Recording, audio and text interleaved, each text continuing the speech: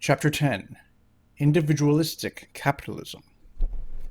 Liberalism is justly regarded as the philosophic groundwork of modern capitalism, of which we now shall treat. The term capitalism is often used in a vague and undetermined sense. It is commonly understood to refer to an industrial system or regime in which the resources of the country are controlled by a comparatively small number of individuals, while the working population are propertyless and more or less oppressed. How far these general ideas of capitalism are accurate will appear from the following. Division of the subject. In the present sketch, after explaining what the capitalistic economic regime is, and discussing briefly its moral aspects and the attitude of the Church towards it, we shall outline the main features of the form which it has assumed in modern times, and which we have in the title of the present chapter termed Individualistic Capitalism. We shall then sketch briefly the genesis and growth of the capitalist economic regime, and of the type of capitalism which has got engrafted on it. In the third place, we shall analyze the false principles upon which individualistic capitalism rests, and describe briefly the main evils to which it has given rise. Article 1. The capitalistic regime and individualistic capitalism. Capital and capitalists. In order to convey a correct idea of the meaning of the capitalistic economic regime and of the abuses which individualistic capitalism includes, we must first explain briefly the kindred term capital. Some authors define capital as wealth which yields revenue, others as that part of wealth which is set aside for future production. Each of these definitions serves to emphasize a special aspect of capital. Economists draw a distinction between goods of consumption, such as food and clothing, which serve for the purpose of directly satisfying one's immediate needs, and are consumed by being used, and productive goods, such as land, machinery, railways, farm stock, which, although meant ultimately to satisfy human needs, are directly utilized rather for the production of other goods. We may, for our present purpose, understand capital in the general sense of productive goods, to which each of the given definitions substantially applies. Capital, therefore, is an essential element in the conduct of industry of whatever kind. For capital cannot do without labor, nor labor without capital. And as long as the social organization is based mainly upon private property, which is the only system compatible with human well-being and peace, individual proprietors will always own the capital of a country, at least to a considerable extent. In other words, there always have been and always will be capital and capitalists. The capitalist economic regime. The capitalist economic regime is aptly described by Pope Pius XI as the economic system in which the capital and labor jointly needed for production are provided by different people. It is contradistinguished from the economic system in which the workers are also the owners of the capital. This latter system prevailed largely in medieval times, even among the industrial population, and it still exists among the major portion of the agricultural classes. In industrial work, however, as distinct from that of agriculture, the capitalist regime has now become almost universal, with the result that in some countries the ownership or control of most of the productive property is exercised by a relatively small section of the community, while the majority of the population possesses no productive property of any kind, and are employed by the others as wage earners. The former class are styled the capitalists and the others the proletariat, a term borrowed from the writers of pagan Rome, where the propertyless but free population was referred to as the proletari. Moral aspects of the capitalist regime. We shall show in a later chapter, when dealing with employer and employed, that the wage contract is not in itself essentially unjust. Neither would a regime be in which even the dominating portion of the laboring population earn their bread by working under equitable conditions, for capitalist owners or employers. For in such a system, each party, employer and employee, receives a fair portion of the fruits of the production to which both parties have contributed, the one by giving his labor and the other by supplying the capital, without which the labor would be impossible. Hence, the Church does not condemn the capitalist economic regime as in itself unjust, nor does she find fault with the owner of capital who, while granting a just wage and due conditions of employment to his laborers, reserves a reasonable profit for himself as the just equivalent of the part played in the production by the capital which he owns. Surely, writes Pius XI, it, vis-a-vis the capitalist economic regime, is not vicious of its very nature, but it violates right order when capital so employs the working or wage-earning classes as to divert business and economic activities entirely to its own arbitrary will and advantage. Church's attitude towards it. But although the capitalist regime is not essentially vicious, the Church's tendency has always been more in favor of a system in which the dominating portion of the workers are owners or part owners of the capital with which they labor. The Christian social ideal, which emphasizes so strongly the dignity and privileges of human personality, is more easily realized in a social system that includes the widest extension of ownership. Hence, Leo XIII writes, "The law should favor ownership, and its policy should be to induce as many as possible of the humbler class to become owners." The reason of the Church's policy in this regard is obvious. Labor has been constituted by Providence as the normal means of supporting life. Now, one cannot labor without something to exercise one's energies upon. Hence, the man who lacks productive property is at the mercy of others in a matter which lies at the root of his temporal well-being.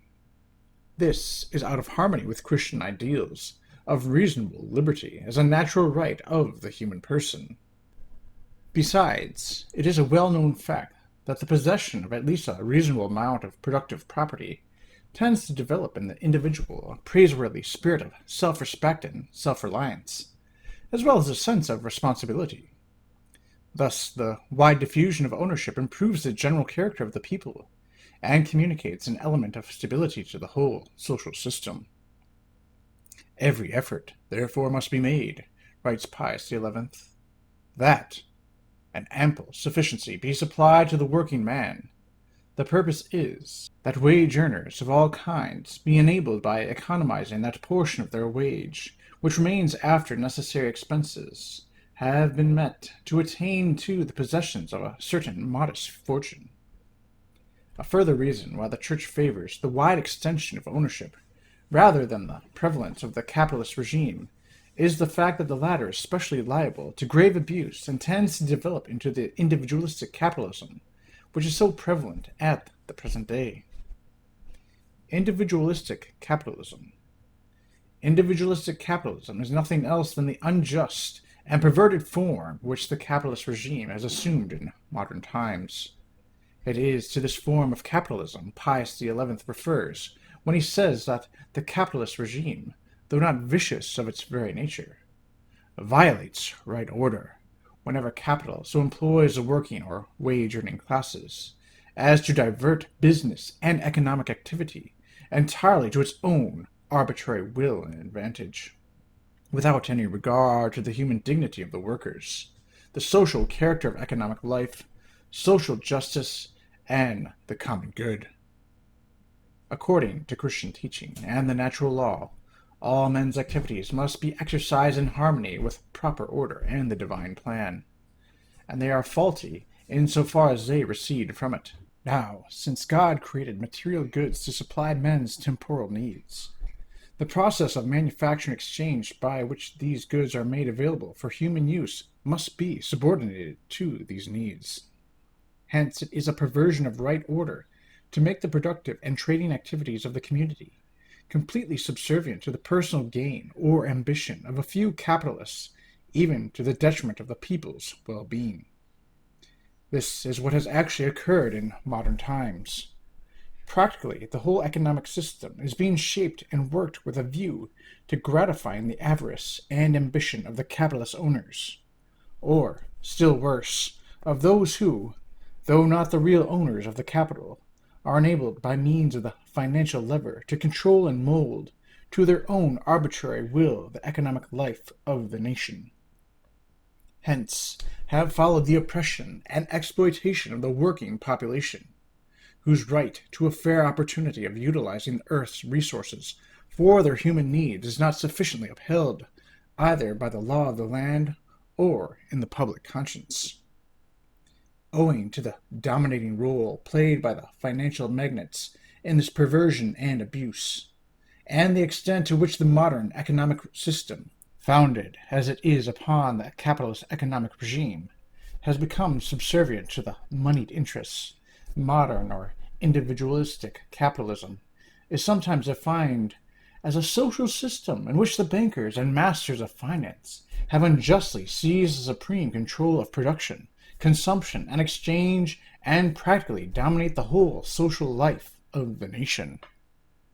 On the one side, writes Leo XIII, there is the party which holds power because it holds wealth, which has in its grasp the whole of labor and trade, which manipulates for its benefit and its own purposes all the resources of supply, and which is even represented in the councils of the state itself. On the other side, there is the needy and powerless multitude, broken down and suffering and ever ready for disturbance. Article 2. Rise and growth of the capitalist economic regime. Summary of the subject. The causes which have led to the rise and spread of the capitalist economic regime are numerous and complex, and it is outside our scope to attempt an adequate analysis of them.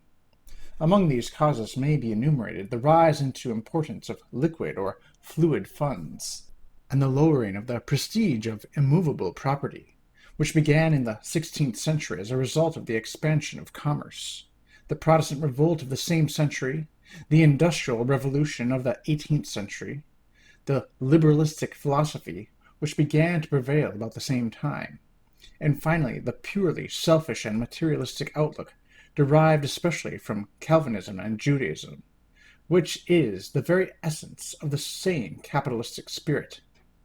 The two last causes, namely liberalism and the selfish and materialistic mentality of Judaism and Calvinism, are the main sources of the antisocial abuses which we have designated by the term individualistic capitalism. Growth of liquid wealth.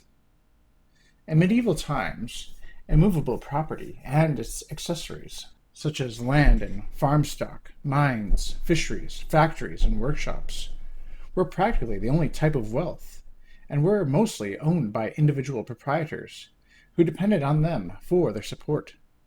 Before the 16th century, the volume of European trade, and consequently the amount of money in circulation, were comparatively small. As a result, however, of the discovery of America, South Africa, and the sea route to the East Indies, new fields were opened up for the enterprise and commerce, while at the same time immense supplies of the precious metals flowed into Europe. This greatly increased the desire and the need of money, and from this also arose a new form of wealth, founded upon oversea trade and the different organisms of exchange. About the same time, the removal, under the Protestant regime, of the prohibition of usury gave money a new and additional value. As a result of these causes, the ancient prestige of productive property, as one type of wealth, declined. Lands and other forms of immovable property were mortgaged for money, and large portions of the real property of Europe passed under the control of money owners and money lenders. Later on, when, as a result of the Industrial Revolution in the 18th century, the custom of mass production began to prevail, great sums were needed to equip factories and organize the yearly increasing volume of trade. This led to the foundation of the great joint stock companies, in which shares were often held by persons who had no other connection with the activities of the trading or manufacturing companies of which they were the part owners. Again, Increasing trade supplied the occasion for speculation, thus opening a new field for easy profits without labor. These tendencies continued to assume ever greater proportions during the 16th and following centuries, especially in Great Britain, till in our day speculation and finance dominate the whole economic and social life of many nations. Formation of the British capitalist class. An important and indeed almost decisive element in the rise and extension of the capitalist economic regime was the course of events in Great Britain and Ireland during the 16th and 17th centuries. By the plunder of the Church in these countries in the 16th century, a very large proportion of the total wealth, hitherto controlled by the guilds and the ecclesiastical corporations for the service of the people, passed into the hands of a small clique of greedy adventurers, who thus formed the nucleus of a capitalist class. Later on, in the 17th century, this class, now reinforced by the Puritan and allied Jewish elements, made the crown subservient to them, and succeeded in establishing a political oligarchy founded on the control of wealth. The two great movements, one agricultural and the other industrial, which marked the social and economic history of Britain in the 18th century, enabled this dominant class to extend their power still further. They assumed almost complete control of the whole economic and political life of the nation, while the mass of the people, although nominally enjoying political freedom, were practically reduced to the condition of a helpless proletariat. The improved methods of agriculture, which were introduced into Britain during the first half of the 18th century, were accompanied by the unjust seizure of the common lands by the landlord class, and the wholesale absorption of the small peasant holdings into the demences of the great proprietors. Thus, the possession of the land, which in every country is the foundation of political and economic freedom, passed from the people to the dominant class. In the latter half of the same century, the invention of the steam engine, the power loom, etc., and the introduction of the smelting of iron by coal, brought about what is called the Industrial Revolution. The main characteristic of this new economic phase is mass production by means of machinery and steam or motor power. As it requires very considerable means to equip a factory, the wealthy class, already referred to, were enabled to anticipate and prevent any attempt at a cooperative development of the new industrial methods.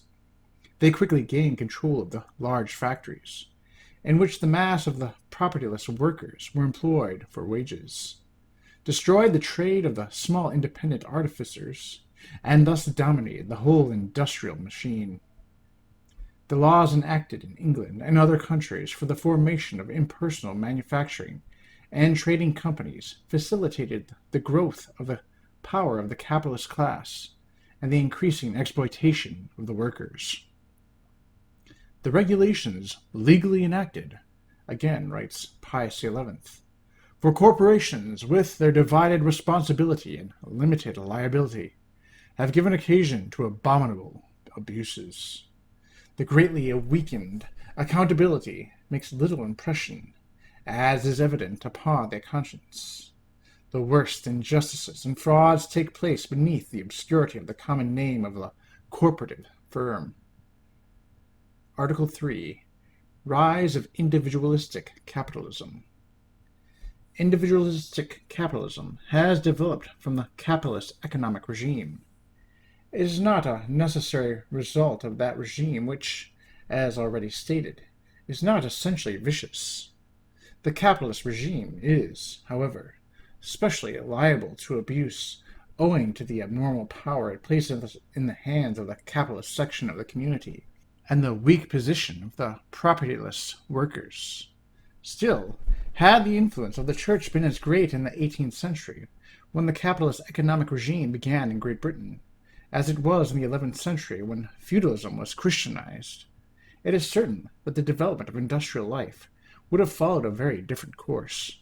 The influences which led to the rise of individualistic capitalism came from three main sources, namely, Protestantism, Judaism, and unchristian liberalism, We touch briefly on each in turn. Protestant and Calvinistic mentality. A very important element in the evolution of individualistic capitalism is a purely selfish and materialistic outlook on life, which was inherited from the Protestant revolt.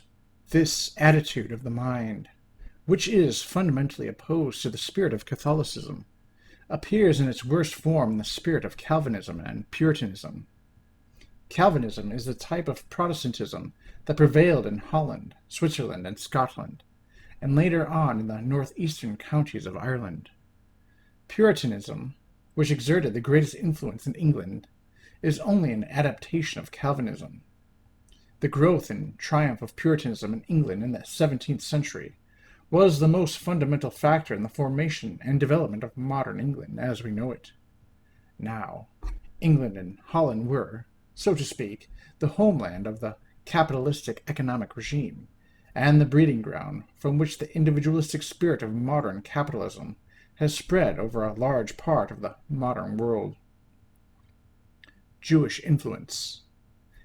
As in the case of liberalism, Freemasonry, Bolshevism, and almost every other modern movement that is essentially unchristian and anti-Catholic, the formation and development of individualistic capitalism unquestionably owes much to the Jews. The whole modern system of finance, upon which modern capitalism pivots, is practically a Jewish creation, and the world of finance is today almost completely dominated by the Jews.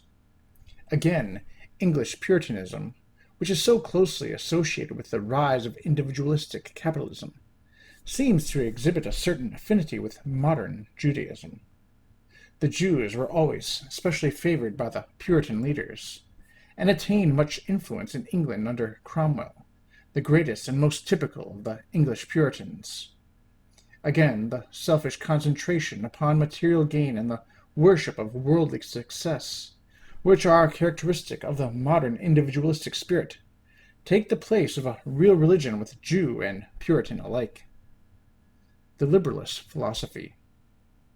We have already treated of the rise of liberalism in the 18th century, and especially of the British school of liberalist economics. The prevalence of this philosophy, with all it implies, was to a large extent the result of the causes already mentioned, and has been a main factor in the evolution of individualistic capitalism. It is to this element Pius XI alludes in the following passage. A stern insistence on the moral law enforced with vigor by the civil authority could have dispelled, or perhaps averted, these enormous evils, vis-a-vis the abuses and frauds connected with speculation, finance, and the constitution of the impersonal limited liability companies. This, however, was too often lamentably wanting, for at the time when the new social order was beginning, vis-a-vis that of the Industrial Revolution of the 18th century, the doctrines of rationalism had already taken hold of large numbers, and in economic science, vis-a-vis economic liberalism, alien to the true moral law had arisen, whence it followed that free rein was given to human avarice. The oppression and abuses proceeding from the principles of economic liberalism seem to have reached a climax in our own day, when almost the whole economic and social life of many nations is dominated by the activities of the great financiers and the giant trusts. These now control, in large measure, even the production and distribution of the very necessaries of life. They too often divert the energies of the nation to the promotion of activities which are useless or harmful, while the masses of the people are in want. Hence arise unnatural monopolies, cornering, dumping, industrial crises, caused by useless overproduction, enforced idleness, euphemistically termed unemployment, the utilization of the public credit to promote gambling, degrading cinema shows, and sensational newspapers. Article 4. Principles underlying individualistic capitalism. The principles which form the essence of the modern capitalistic spirit may be described as follows.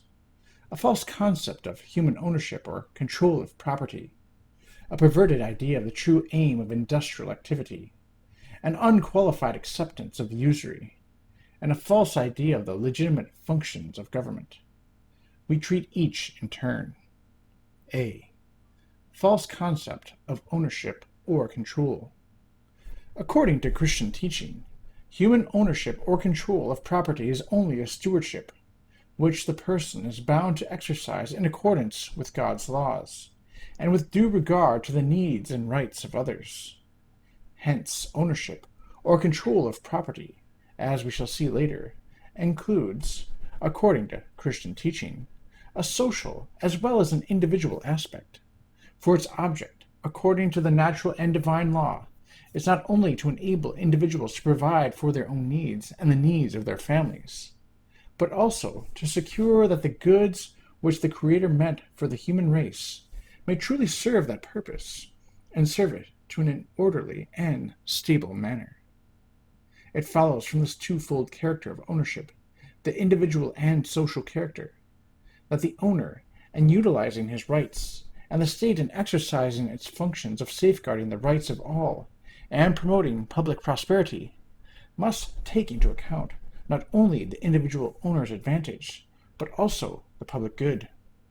And this particular, above all, the individualistic outlook of modern capitalism, in which the rights of ownership and control are regarded as independent of all social obligations, are, in practice, used for the sole object of increasing the power and wealth of a small class without due regard to the claims of social justice and charity, is in direct opposition to the Christian law. It is to this tyrannical abuse of wealth and power that Leo XIII refers when he speaks of a small number of very rich men, who have been able to lay upon the teeming masses of the laboring poor a yoke little better than that of slavery itself. In another passage of the encyclical quoted, the Pope stigmatizes the same abuse when he refers to the party which has in its grasp the whole of labor and trade, which manipulates for its own benefit and its own purposes all the sources of supply, and which is even represented in the councils of the state itself. B. Perversion of the true aim of industry. We have already shown that the natural law ordains that industry be conducted in the interest of the community, that is, of the actual producers and consumers of the goods, which form the object of the industry. Christian ideals require, besides, that in the management and control of industrial operations, the well-being and security of the workers should be a primary consideration. In the actual form, however, which modern capitalism has assumed, the ownership of the capital and supreme control of the industrial organizations are very frequently divorced almost entirely from the life of the workers, and from the interests of both producer and consumer. Thus, the Rio Tinto mines of Spain may be controlled by a British syndicate, the Irish, Romanian, or Greek railway system, or a mercantile marine, the diamond mines of Kimberley, the tobacco factories of Ireland, etc., may be controlled by groups of London or American or Jewish financiers, whose policy is shaped only with a view to power or gain, and who have no personal connection with, and no interest in, the actual producers, or in those whose needs these industries are meant to supply, except in so far as they may be utilized as a means to profit. This is the root cause of the chaos which reigns today, to the industrial organization of the civilized countries of the world, where the anomalous position exists that immense multitudes are unemployed and in want, while natural resources, from which all their needs could be supplied, are left undeveloped. C. Modern capitalism, essentially connected with usury. The Christian teaching on usury is practically disregarded in the working of modern capitalism. The system in its actual working includes, according to Leo XIII, the practice of rapacious usury, which, though appearing under a different guise, is included in the Church's age-long condemnations. D. False principles regarding the functions of government. Leo XIII in a passage already quoted, writes that as a result of the revolt against the Church and the dissolution of the industrial guilds, the workers were surrendered, all isolated and helpless, to the hard-heartedness of employers and the greed of unchecked competition. This was done in accordance with the false principles of economic liberalism, which we have already described. According to liberalist principles, the state has no duty and no right to interfere in economic activities, even for the purpose of defending the rights of the poor and the weak. Consequently, the interests of these were left to the working of what the defenders of this theory call economic laws. The inevitable result of such a policy was the oppression of the workers, the gradual increase of the wealth and power of the capitalistic class, and the growing concentration of power and control in the hands of the few, who were able to drive all other competitors from the field. This accumulation of power, writes Pius XI, the characteristic note of the modern economic order, is a natural result of the limitless free competition which permits the survival of those only who are the strongest, which often means those who fight most relentlessly, who pay least heed to the dictates of conscience. As the ultimate consequence of this individualistic spirit in economic affairs, free competition is dead. Economic dictatorship has taken its place. Unbridled ambition for domination has succeeded the desire for gain. The whole economic life has become hard, cruel, and relentless in a ghastly measure. Article 5. Evil results of individualistic capitalism. Widespread insecurity and pauperism. Leo XIII, writing in 1891 on the condition of the working classes, speaks of the misery and wretchedness pressing so unjustly on the majority of the working classes. Pius XI, in his recent encyclical on the social order, refers to the immense numbers of propertyless wage earners on the one hand, and the superabundant riches of the fortunate few on the other. He speaks, too, of the frightful perils to which the morals of the workers and the virtue of girls and women are exposed in modern factories, of the disgraceful housing conditions, and the insuperable difficulties placed in the way of a proper observance of the holy days. Bodily labor, he adds, which was decreed by God's providence for the good of man's body and soul, has everywhere been changed into an instrument of strange perversion.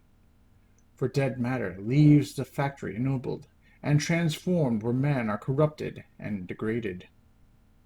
The wealth and power of modern Europe, the great colonial expansion, opening up new and almost inexhaustible fields of enterprise for the energies of the European people, the scientific discoveries and mechanical inventions of the past 2 centuries, by which the productive capacity of the nations of the world has been multiplied many times over, have not brought proportionate relief or improvement of conditions to the masses of the people. In many ways, the condition of these is much worse than it was 4 centuries ago. Pauperism, insecurity, unrest, and material degradation are much more intense and widespread today than they were before the productive power of human labor had been reinforced by modern scientific and mechanical discoveries. And the prevalence of these conditions in any given country corresponds broadly to the extent to which the modern individualistic capitalism has taken hold there. Thus, at present, in 3 of the most capitalistic and highly industrialized countries in the world, the United States of America, Great Britain, and Germany, there are more than 12 millions of workers unemployed, who, with their families, must be suffering dire need, even as regards the prime necessaries of life.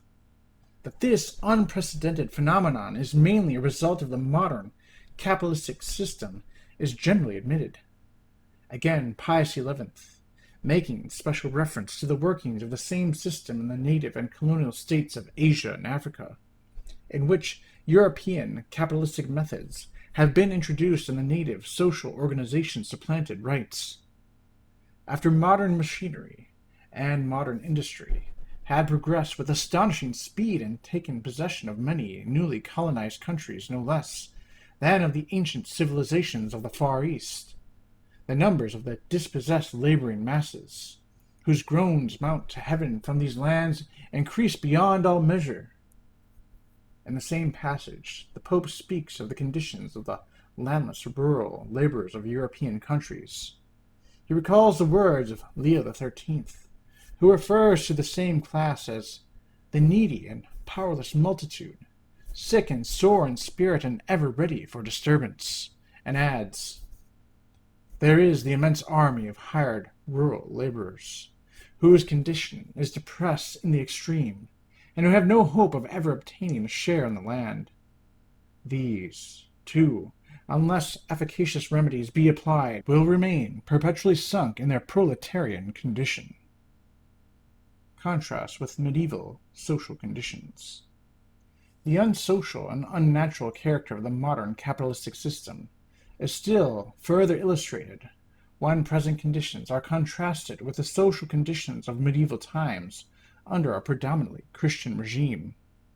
Although the average productive capacity of each man was then immensely less than it is now, owing to mechanical contrivances and scientific knowledge, the people as a whole had a greater abundance of the necessaries of life, greater contentment and security than they now enjoy. Nay, notwithstanding the primitive methods of agriculture and manufacturing which then prevailed, the workers had much more rest and leisure than at present. Thus, besides the Sunday rest, there was in most countries of Europe an average of one holy day of obligation every week, and in some localities nearly double that number. On these days all abstain from servile work. At present, there are scarcely half a dozen days in the whole year, besides Sundays, in which the laborers are exempted from work, and in many countries not even is the Sunday rest observed. Forcing of women into industrial work. A still further illustration of the chaos which now reigns in the economic world is the increasing participation of women, and sometimes even of children, in industrial and other work outside the home, to the neglect of home duties, another work which women alone can and which is of greater importance for the public good. Pius XI refers frequently in his recent encyclicals to this abuse. Intolerable, and to be opposed with all our strength, is the abuse whereby mothers of families are forced to engage in gainful occupations outside the domestic walls to the neglect of their own proper cares and duties, particularly the education of their children. Again he writes, "The mind shudders if we consider the frightful perils to which the morals of workers and the virtue of girls and women are exposed in modern factories." According to the manifest intention of the author of Nature, the man is in normal circumstances the breadwinner of the family, while the primary function of the women is to take charge of the home and of the children's upbringing.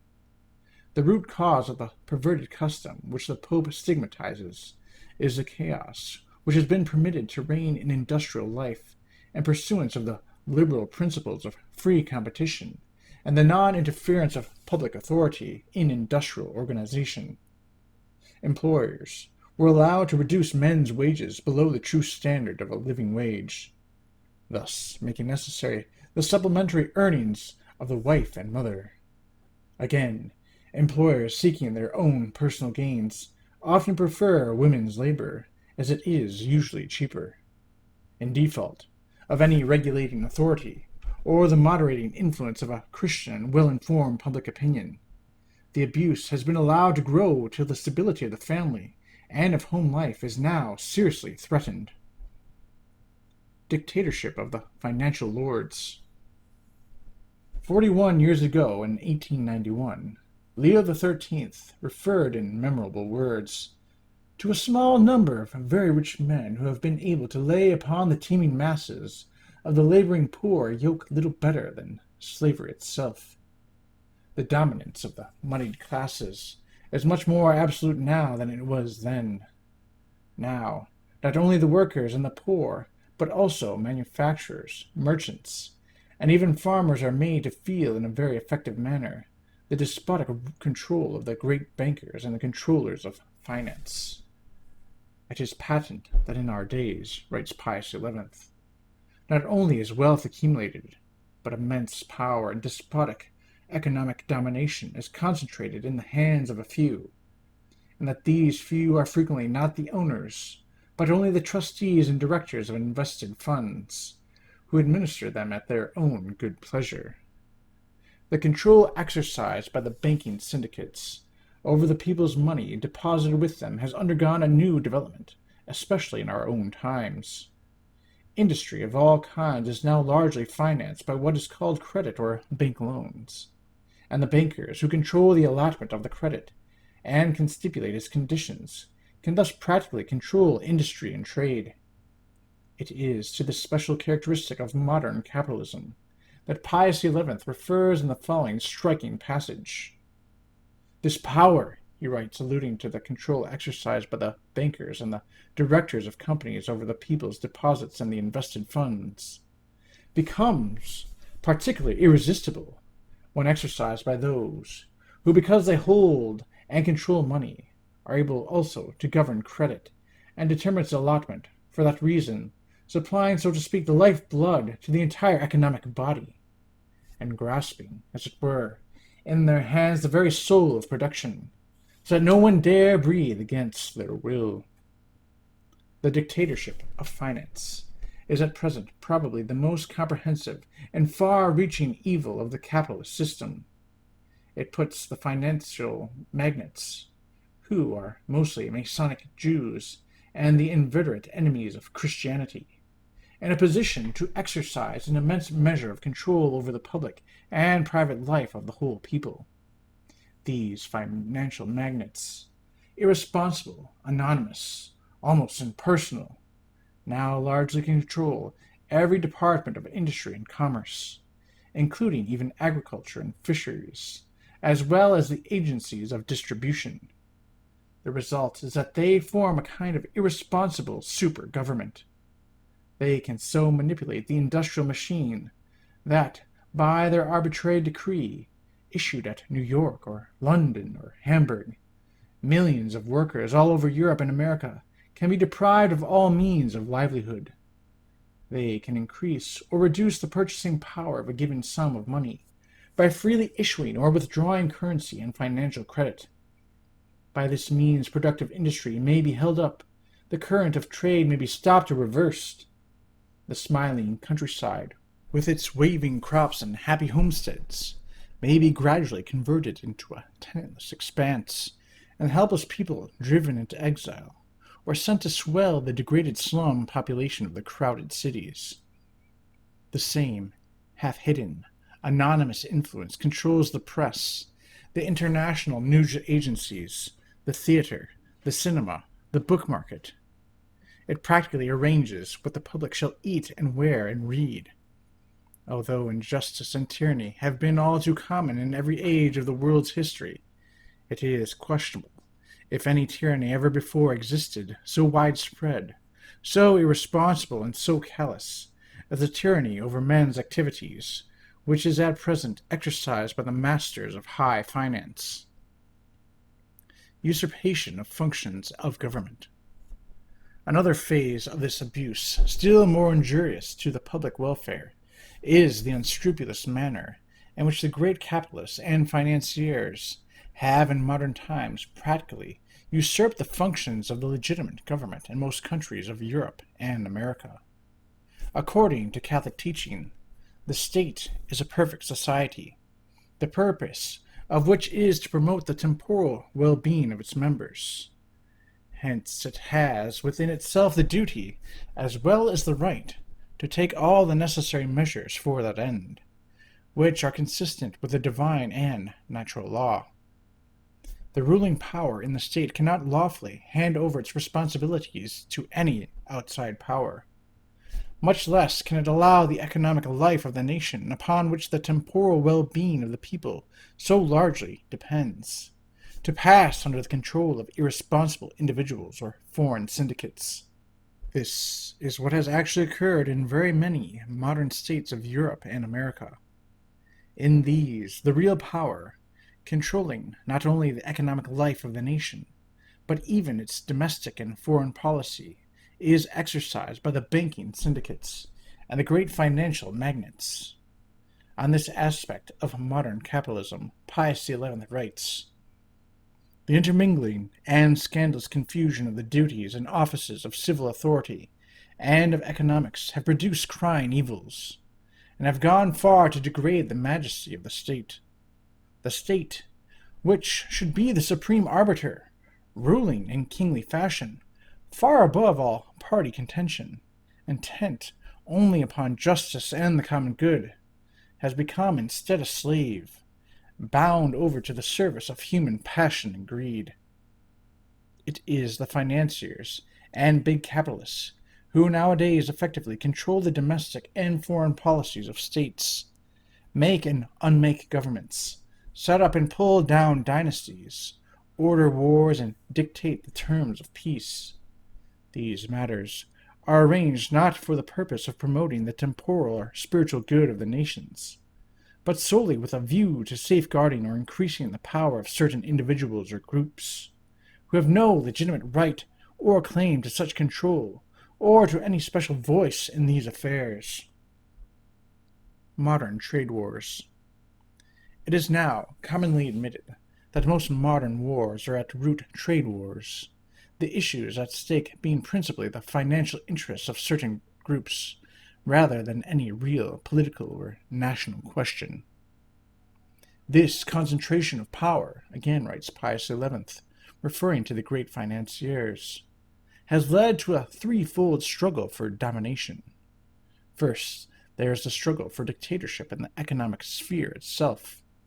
Then the fierce battle to acquire the control of the state, so that its resources and authority may be abused in the economic struggle. Finally, the clash between states themselves. This latter arises from two causes. Because the nations apply their power and political influence, regardless of circumstances, to promote the economic advantage of the citizens, and because, vice versa, economic forces and economic domination are used to decide political controversies between peoples. Threatened ruin of European civilization.